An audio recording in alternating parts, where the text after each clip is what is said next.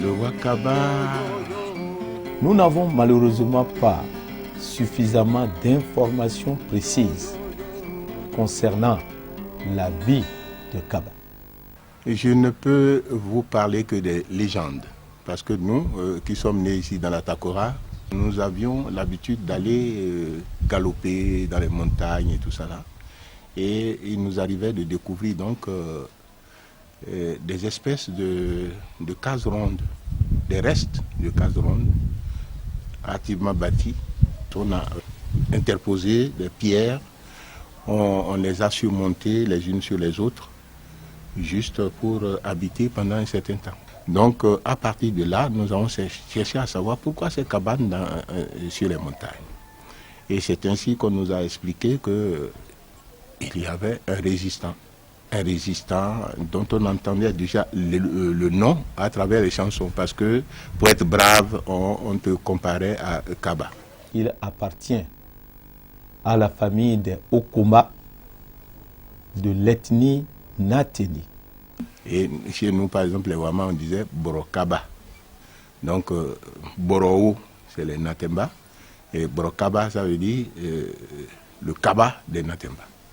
Un des groupes socio-culturels de l'Atakora, parce que, comme vous le savez, l'Atakora compte plusieurs groupes socio-culturels. Et je dois également préciser que le lieu de naissance de Kaba est aussi contigu à l'environnement d'un autre groupe socio-culturel, c'est-à-dire les Waba. Donc c'est dans un contexte de multi-ethnicité que Kaba est né. Il était également issu d'une famille ayant eu beaucoup d'enfants. Mais ce que nous ne savons pas, malheureusement, c'est comment est-ce que Kaba a grandi. On sait néanmoins à travers les témoignages oraux de l'époque que Kaba était suffisamment doué d'intelligence. On sait également que Kaba avait la capacité d'être un grand meneur d'hommes. On sait aussi que c'était un grand rassembleur. Et ce sont toutes ces qualités qui ont un peu milité en faveur de ce qu'il est devenu par la suite, c'est-à-dire un grand stratège. À lui tout seul, il arrivait à dérouter toute une bande d'attaquants. Et effectivement, tous les vieux que nous avons consultés, jusqu'à mon grand-père, il nous racontait comment cet homme-là, en ce moment, était très astucieux. Il prenait un de ses collègues, par exemple, 2 personnes, et il se retranchait. Quand ils apprenaient qu'il y avait une bande de militaires qui venaient vers le village, en tout cas vers la localité, qu'est-ce qu'ils faisaient? C'était des sentiers. Les gens étaient condamnés à marcher en file indienne. Alors, ils postaient un de ce côté, droit plutôt du sentier, et l'autre allait à près de 500 mètres pour se poster là-bas du côté gauche. Donc, ils attendaient quand la file entrait. Le premier attendait là-bas, la file entrait, lui ne faisait rien. Et quand la file arrivait au niveau du premier qui est posté là, lui tirait sur le premier. Alors, pris de panique, il rebroussait chemin en file indienne, sans savoir qu'il devait s'éparpiller. Il retournait comme ça, comme pour fuir cela. Et puis, quand ils atteignaient vers le second là-bas, il tirait sur celui qui arrivait, et ainsi de suite. Il se repliait toujours, croyant qu'il y avait une multitude de soldats, alors qu'il c'était 2 personnes. Et par la suite, il a été rejoint par beaucoup de gens qui avaient épousé son idée, de s'opposer systématiquement à des gens qui venaient vous prendre vos jeunes pour venir travailler, pour les enrôler au service militaire. Alors, Il y a les Bariba, il y a les Waba, il y a tout le monde qui s'est rallié à la cause de Kaba. Cela n'était pas donné d'avance. Pouvoir rassembler des individus qui ne se comprenaient pas du point de vue linguistique, qui n'avaient pas forcément les mêmes cultures, qui n'avaient pas forcément les mêmes intérêts, eh bien, je pense qu'il faut ôter le chapeau à Kaba pour avoir réussi à rassembler. Deuxième chose qu'il faut souligner concernant l'importance de l'homme, c'est la stratégie qu'il a mise en place pour pouvoir résister contre la colonisation. La stratégie mise en place par Kaba, c'est essentiellement une stratégie de guerre, de mouvement. Parce qu'il était probablement conscient des rapports de force qui existaient entre lui et les colons, et il a préféré pratiquer ce qu'on appelle la guerre de mouvement. Et cette guerre de mouvement l'a conduit à se déplacer pratiquement sur toute l'étendue de l'Atakora pour pouvoir se réorganiser, refaire ses forces et attaquer l'ennemi, souvent à la surprise. Alors, la révolte de Kaba s'inscrit dans le contexte des mouvements de contestation du pouvoir colonial, c'est-à-dire de façon plus précise de ce que le pouvoir colonial avait de pervers à l'époque. Les réquisitions, les corvées, qu'on appelle les travaux forcés, le recrutement militaire, et l'on comprend que ces différents mouvements se soient inscrits dans la période des années 1914. La révolte de Kaba dans la Takora a quelque chose de particulier en ce sens que c'est la seule révolte suscitée et dirigée par un roturier. Ouais, Bianzin était un roi. Biogera n'était pas roi, c'était un prince, un Wassangari.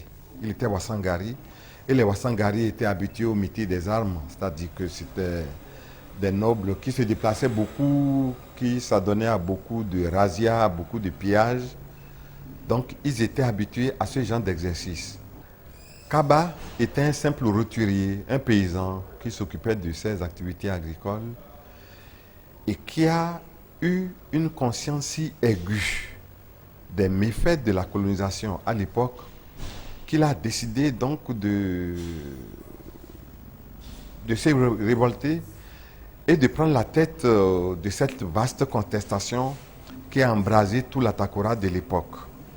Donc, pour Kaba, la résistance, c'était tout simplement se soulever contre un adversaire qui venait remettre en cause le système établi, l'ordre social établi. Et cet ordre social, c'est le respect des aïeux, le respect des ancêtres, la défense de ce qui appartient aux aïeux, la défense de la terre des ancêtres et surtout la défense de la liberté parce qu'elle est fondamentale et elle constitue le seul repère. Ce que je retiens, c'est le combattant honnête, vigoureux et courageux.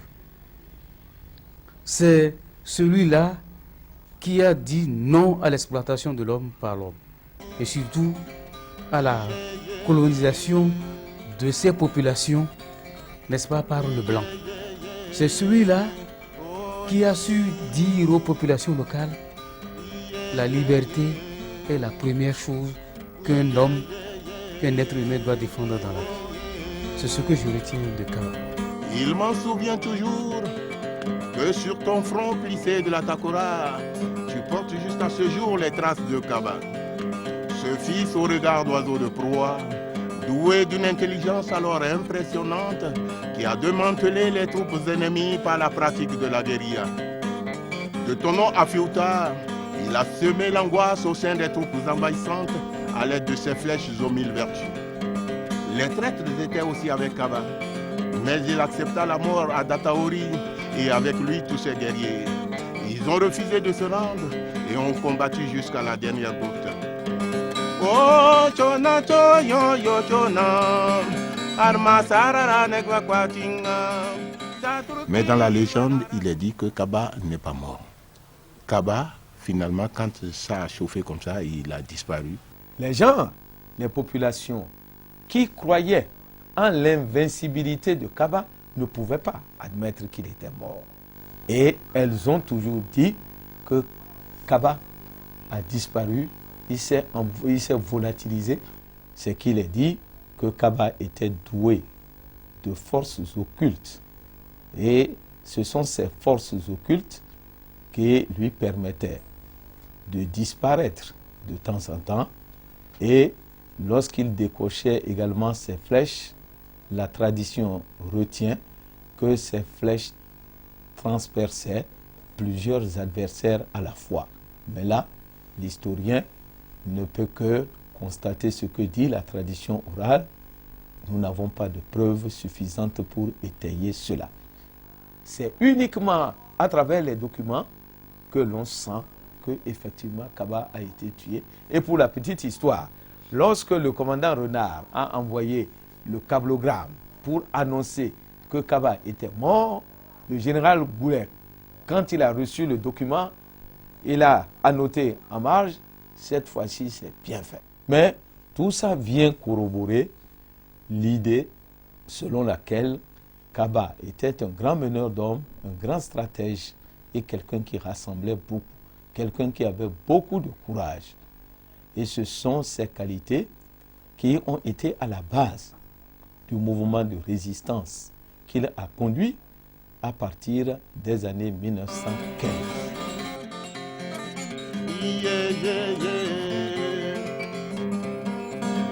Cette détermination de mes ancêtres a porté à tort le nom de rébellion. Rébellion ou non, c'était une amorce suffisante pour déclencher de nos jours la marche irréversible vers la libération totale. Béninois, Béninoises, faut-il laisser sombrer dans l'abîme les espoirs de Béanzin? Faut-il vivre sans laver l'affront qu'a subi le vaillant Bioguera? Faut-il laisser inachever l'œuvre de Kaba? Non, non et non. Tu marcheras sur l'ennemi, tu piétineras ses alliés, tu auras pour arme la décision, le sacrifice, l'union et l'amour pour la patrie. Maintenant que tu sais pourquoi le renouveau est né avec des dents, marche au rythme de ton tam-tam.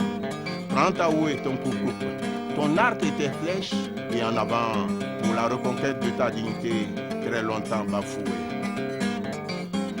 Oh, yo, chona, yo, yo, chona.